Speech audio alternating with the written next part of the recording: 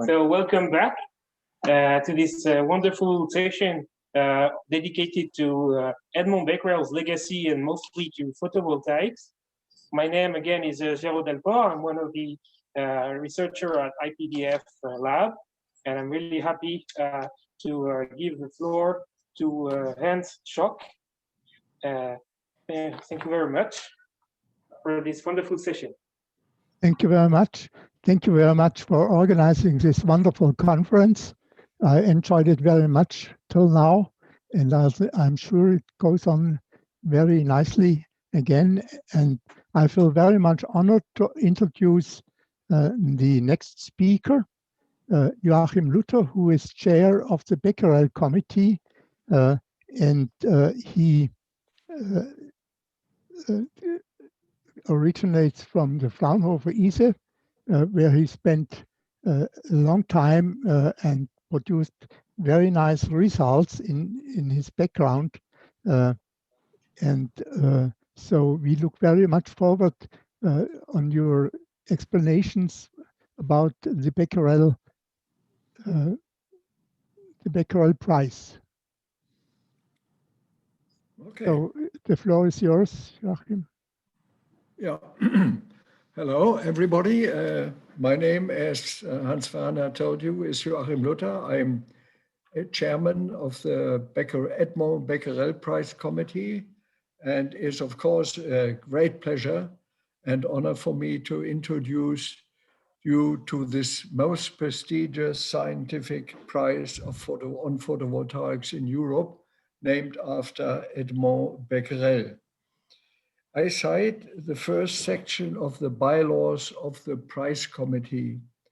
I cite, the Alexandre Edmond Becquerel Prize was established in 1989 by the Commission at the occasion of the 150th anniversary of Becquerel's classical experiment in which he discovered the photovoltaic effect.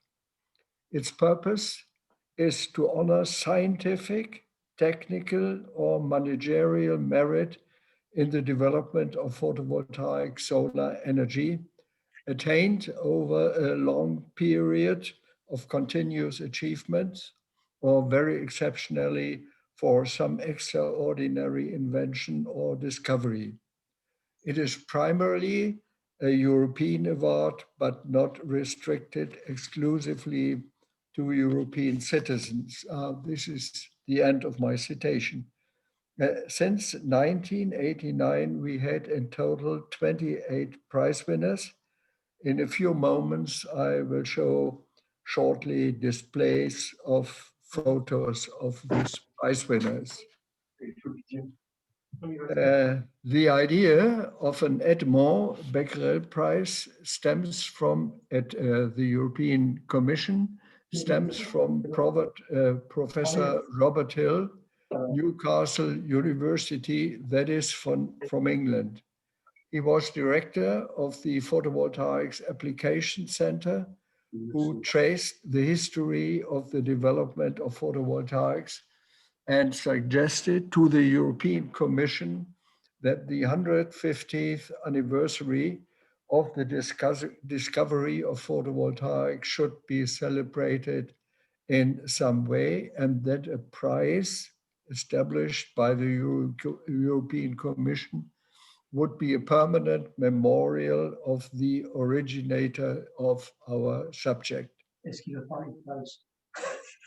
Goza, I didn't, what did you say? Okay, I continue. At the European Commission, Dr. Wolfgang Pals sees this suggestion enthusiastically. Dr. Pals was at those days program head renewable energies at the Commission of the European Communities. Thus, we owe the establishment of the Edmond Becquerel Prize to Professor Hill and Dr. Pals. There was a video from Bernard McNillis on the history of the Becquerel Prize and on Professor Hill on display during today's lunch break. The Commission asked Professor Bob Hill to set up a prize committee, which included outstanding scientists in photovoltaics from all over the world. In this way, Professor Roger Baron van Overstraten from Belgium, he is founder of IMEC, of the IMEC Institute, was elected first prize winner in 1989. The prize was handed over to him on the 9th European Photovoltaic Solar Energy Conference in Freiburg. Meanwhile, the prize committee is formed by all past awardees, a representative of the European Commission, and 2 persons connected with the current European Photovoltaic Conference. You may find the bylaws of the Becquerel Prize Committee on our webpage, becquerel-prize.eu. There, the procedure of selecting the annual prize winner is described in a, hopefully, transparent way. On our webpage, you may find also information on how to propose nominees of the Edmond Becquerel Prize. I will now show you photographs of the prize winner. Give me a second. There they are.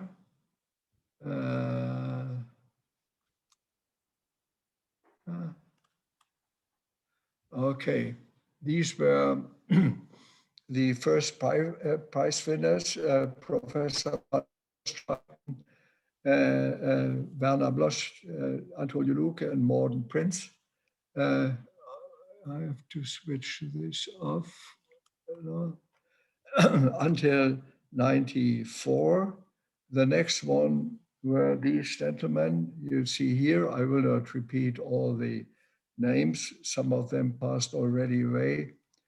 And then in 2003, Wolfgang Pals received the prize, who is one of the fathers and the promoter at the European Commission of our prize.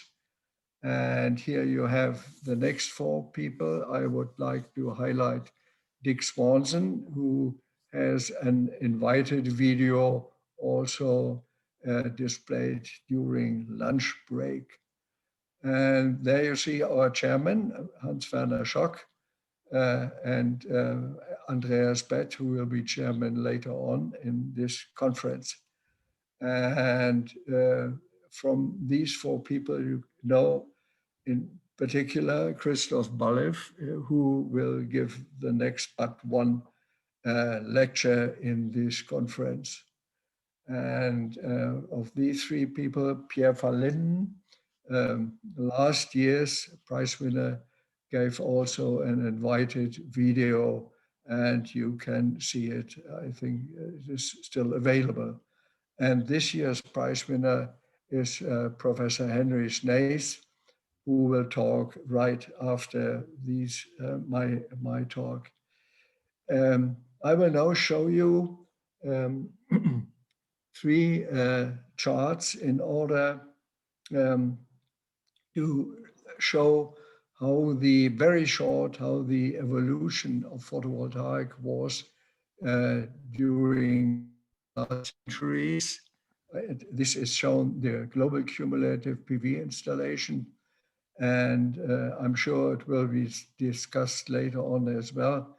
The only thing I would like to mention, at the time the Becquerel Prize was established in 1990, the cumulative installed PV capacity was invisible or is invisible on such a chart, given the gigawatt scale we have there.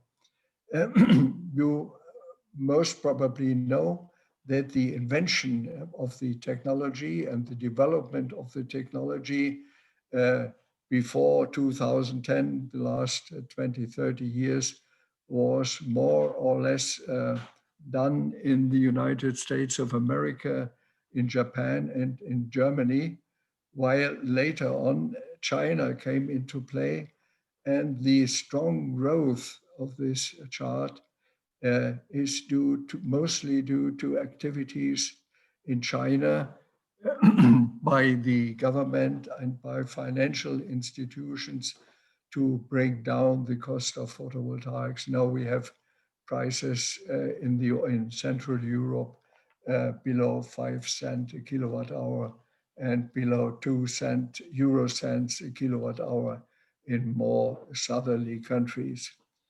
What is amazing to me, given that so many scientists are working in many countries on the development and further development of technologies, that today's production is done by only one technology, namely crystalline silicon.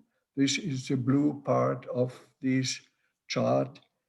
Starting from 2000 until now, no other technology really has entered into the market. This does not say that this will be the case forever, and there will be no further technologies, because in the next slide you show, this is a selected slide of selected graphs. If you put the full picture on a screen, you cannot discriminate it. You see that many other technologies are being developed by the researchers, and for sure there will come up technologies on the market by industry that are not only PV flat plate silicon. Personally, it is in particular the technologies in the upper right, where you have high efficiencies. So starting with perovskites and then other tandem cells at the one hand, having a higher efficiency than flat plate silicon, which is limited, as we learned this morning, by say 29% or 28%. And on the other hand, there will be new applications. And for these new applications, we need other technologies, like, for example, it's just an example, the mass production of facade technologies, building integrated PV in a large amount all over the world. That's from my side. I will close with the personal remark. Next March, I will have my 80th birthday, and I think this is a good situation to step down and give the chair, hand the chair to a younger person. And I'm happy to announce that Christoph Ballew will take over. Christoph, thank you very much. And Christoph Ballew will, as I told you already, present the next but one talk in this session. Thank you very much. Thank you very much, Joachim, for this very nice overview. We thank you also very much for this smooth guidance of the Becquerel Committee, and we are very sorry that you get so approach your 80th birthday so rapidly. So, but thank you very much again, and so we look forward to your next life after 80, and thank you very much again. Yeah. Okay.